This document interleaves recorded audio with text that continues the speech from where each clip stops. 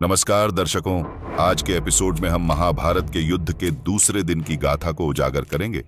जैसे कि पहले दिन आपने देखा, युद्ध के मैदान में वीरता और रणनीति का भरपूर प्रदर्शन हुआ।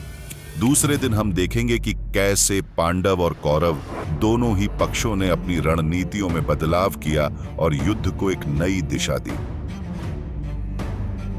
हम आपको ले चलेंगे उन महत्वपूर्ण लड़ाइयों की ओर जहां महान योद्धाओं ने अपनी शक्ति और साहस का प्रदर्शन किया। इस एपिसोड में आपको युद्ध के नायकों के पराक्रम की कहानियां, रणनीतिक मोड़ और युद्ध के परिणाम के विश्लेषण के साथ साथ उन घटनाओं की गहराई में ले जाने का प्रयास करेंगे जिन्होंने इस महाकाव्य युद्ध का रुख मोड़ दिया। तो बने रहिए हमारे साथ और जानिए महाभारत के दूसरे दिन की अद्भुत गाथा। पांडव भाइयों अभिमन्यु, धृष्टद्युम्न, द्रोणाचार्य, भीष्म, दुर्योधन और बाकी योद्धाओं के बारे में तो हम पहले एपिसोड में विचार कर चुके हैं।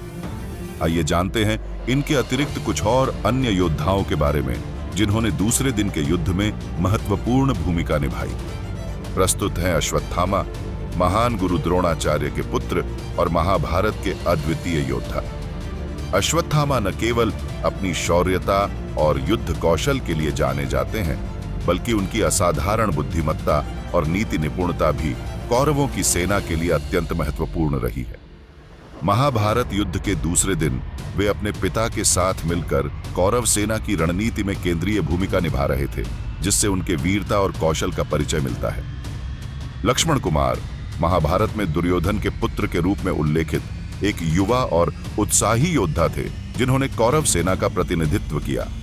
उनकी प्रारंभिक शिक्षा और प्रशिक्षण हस्तिनापुर में हुआ, जहां उन्होंने विद्वानों और योद्धाओं से धनुर्विद्या, गदा युद्ध और अन्य सैन्य कलाएं सीखी। लक्ष्मण कुमार को उनके आक्रामक लड़ाई शैली और रणनीतिक समझ के लिए जाना जाता था। महाभारत के युद्ध के दूसरे दिन पांडवों ने विशेष युद्ध व्यूह रचना की, जिसे क्रौंच व्यूह कहा जाता है। यह व्यूह एक पक्षी के आकार पर आधारित था, जो कि अपनी रणनीतिक स्थिति और आक्रमण की क्षमता के लिए जाना जाता है। इस व्यूह का नेतृत्व भीम और अर्जुन ने किया, जिन्होंने सेना के मध्य और अग्रभाग को संभाला। क्रौंच व्यूह की विशेषता यह थी कि यह शत्रु को भ्रमित करने और उस पर आकस्मिक आक्रमण करने में सक्षम था। इस व्यूह के दोनों पंख शत्रु को घेरने और उसके आक्रमण को विफल करने के लिए तैयार किए गए थे। इस व्यूह के माध्यम से पांडवों ने कौरव सेना को बड़ी चतुराई से परास्त करने का प्रयास किया।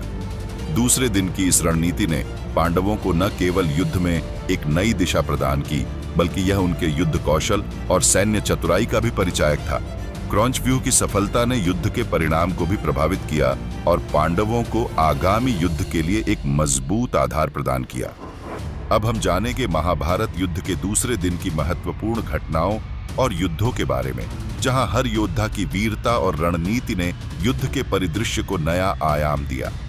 जानिए कैसे इस दिन की लड़ाइयों ने महाभारत के इतिहास में अपनी छाप छोड़ी। महाभारत युद्ध के दूसरे दिन एक तनावपूर्ण और उत्तेजित दृश्य उन्मुक्त हुआ, जब अर्जुन ने भीष्म के भयंकर खतरे को पहचानते हुए श्री कृष्ण से अनुरोध किया कि वे अपने रथ को कुरु पितामह की ओर मोड़ें।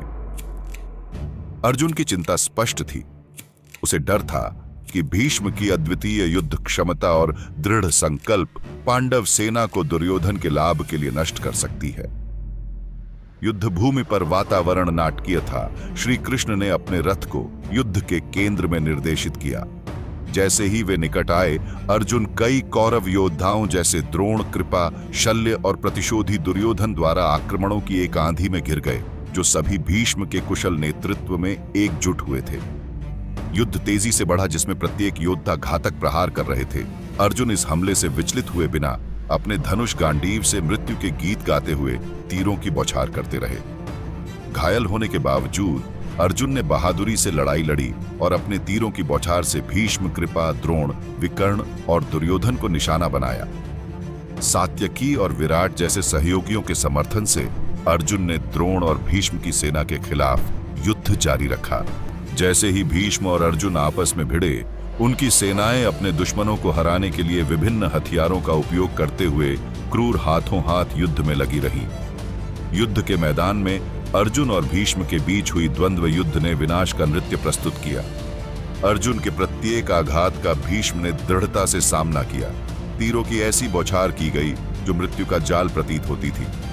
उनकी लड़ाई की तीव्रता ने दर्शकों को प्रशंसा और भय से भर दिया, क्योंकि कोई भी योद्धा जमीन नहीं छोड़ रहा था। अर्जुन ने सत्यकी, विराट और भीम के साथ आगे बढ़कर भीष्म पर और अधिक दबाव डाला। कुरु पितामह अटल और अविचलित अर्जुन के हर प्रहार का जवाब दिया। उनके बीच की लड़ाई तीव्रता से बढ़ती गई। दिन के अंत तक अर्जुन और भीष्म के बीच की लड़ाई निर्णायक नहीं हुई। दोनों योद्धाओं ने ऐसे करतब दिखाए जो युगों तक चर्चित रहेंगे। इस युद्ध दृश्य ने न केवल उनकी शक्ति का प्रदर्शन किया, बल्कि महाभारत के नायकों की अटूट आत्मा को भी दर्शाया, जिन्होंने भारी बाधाओं का सामना करते हुए असाधारण बहादुरी और कौशल प्रदर्शित किया। महाभारत युद्ध के दूसरे दिन के निर्णायक युद्ध में जहां एक ओर अनुभवी योद्धा और गुरु द्रोणाचार्य थे, वहीं दूसरी ओर पांचाल के राजकुमार धृष्टद्युम्न थे। द्रोण ने विभिन्न प्रकार के बाणों से युद्ध की शुरुआत की और पहले धृष्टद्युम्न के सारथी को घायल कर दिया और राजकुमार के 4 घोड़ों को अक्षम कर दिया, जिससे उनकी युद्ध भूमि पर गतिशीलता प्रभावित हुई। प्रतिशोध में राजकुमार ने द्रोण पर 9 तीखे बाणों से प्रहार किया। फिर भी अपने उत्कृष्ट धनुर्विद्या कौशल से द्रोण ने धृष्टद्युम्न पर बाणों की वर्षा की और उन्हें अभिभूत कर दिया। द्रोण ने एक शक्तिशाली बाण उठाया, जिसे मृत्यु की छड़ी के समान माना गया, जिससे युद्ध भूमि पर भय की लहर दौड़ गई। लेकिन धृष्टद्युम्न अडिग खड़े रहे और उस घातक बाण को अपनी मृत्यु की ओर आते देखकर काट दिया। उन्होंने बाणों की वर्षा के साथ जवाब दिया, जिससे सभी सहयोगी और विरोधी प्रभावित हुए। उन्होंने द्रोण की ओर एक सुनहरे और लाजवर्द पत्थर से जड़ित भाला फेंका, लेकिन द्रोण ने उसे 3 टुकड़ों में काट दिया। इसके बाद भी धृष्टद्युम्न ने अधिक ऊर्जा के साथ अपना हमला जारी रखा और द्रोण ने इसके जवाब में उनके धनुष को काट दिया। रथविहीन और पैदल धृष्टद्युम्न ने द्रोण पर मृत्यु प्रहार करने के लिए एक गदा उठाई, लेकिन द्रोण ने उसे भी काट दिया। इस महत्वपूर्ण क्षण में भीम ने धृष्टद्युम्न का समर्थन करने की आवश्यकता महसूस करते हुए द्रोण पर 7 तेज तीरों के साथ हमला किया और राजकुमार को दूसरे रथ में बचाने में मदद की। इस क्रिया ने राजा दुर्योधन का ध्यान खींचा, जिन्होंने कलिंगा बलों को द्रोण की रक्षा के लिए बुलाया, जिससे युद्ध का ध्यान विराट और द्रुपद जैसे अन्य पांडव योद्धाओं के साथ द्रोण की लड़ाई की ओर मोड़ दिया गया। इस घमासान लड़ाई ने महाभारत युद्ध की गहराई और व्यक्तिगत प्रतिस्पर्धाओं की तीव्रता को उजागर किया। खून से लथपथ और युद्ध के अवशेषों से बिखरा हुआ युद्ध क्षेत्र भीम की क्रूरता का गवाह था।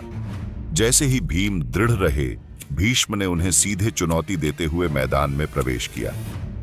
भीम और उनके सहयोगियों, जिनमें सात्यकी और धृष्टद्युम्न भी शामिल थे, ने भीष्म को घेर लिया और उन पर तीरों की बौछार कर दी। भीष्म भीम के रथ को निष्क्रिय करते हुए उग्र होकर लौटे। निडर होकर भीम घोड़े से उतरे और पैदल ही लड़ाई जारी रखी। उनकी वीरता बरकरार रही।